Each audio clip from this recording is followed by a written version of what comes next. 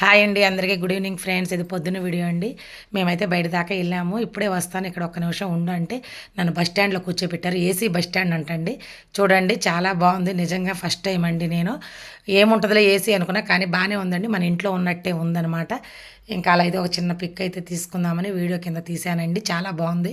ఇట్లాగా నేను first time అండి. ఇంకా బస్సు వచ్చేస్తుంది, వెళ్దామని చెప్పి వచ్చారు మా వారు. మేమైతే వెళ్ళిపోయాము.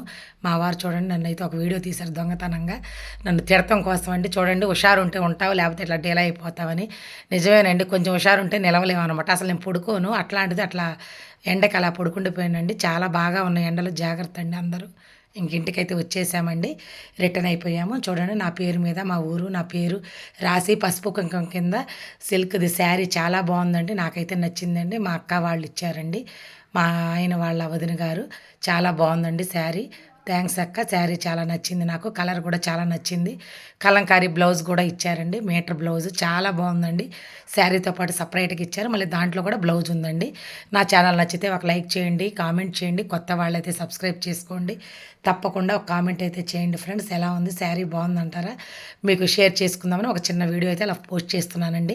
ఇది కూడా పెట్టాలైతే అనుకోవద్దండి.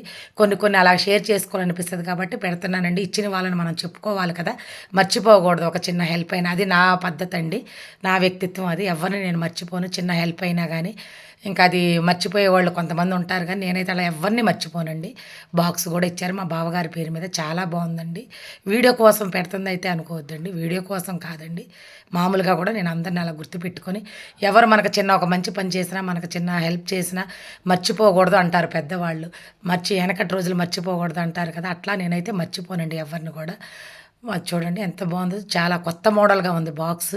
నాకైతే చాలా నచ్చిందండి. చాలా పెద్దదిగా కూడా ఉంది.